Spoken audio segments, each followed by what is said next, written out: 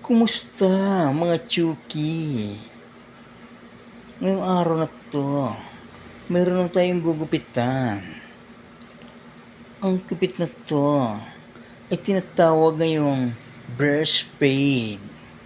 Yun kasi ang request ng ating Chuki. Kaya yan, uumpisa na natin dahan-dahan, sabay bilis-bilisan na lang para matapos na agad.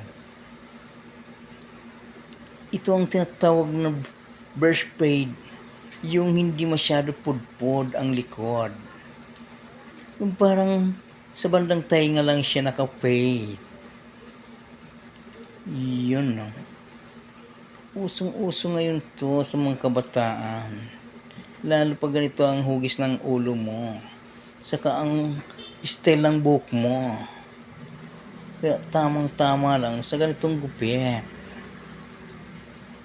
Itong tinatawag na gupit Pit Malu. Here we go. Yan. Inuunti-unti nating ahitin ang mga gilid para magkaroon ng forma. Yun. Saka pala sa mga nagtatanong kung anong oras ko nagbubukas, depende po sa aking gising. Kung anong oras po ako magising, depende sa gising ko po mga ludi. Minsan maaga, minsan tanghali na rin. Kaya pasensya na kayo minsan. Hindi ako nakakabukas ng maaga. Tiyaga-tiyaga na lang kung maghintay. At least magugupitan mo kayo ng Pit Malu.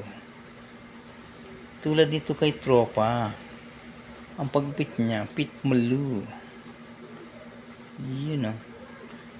Matagal-tagal ko na rin tong customer to Tropa Pits. Kaya kabisado na rin natin ang kanyang buhok. Kaya yan ang ating gupit ngayon. Ating performance. Parang saktuhan lang. Hindi na nagpabawas siya sa taas ng buhok. Sabi niya, okay na daw yan.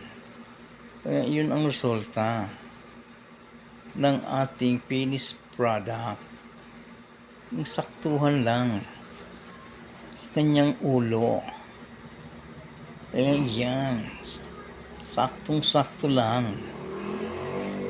Here we go again. Maraming salamat.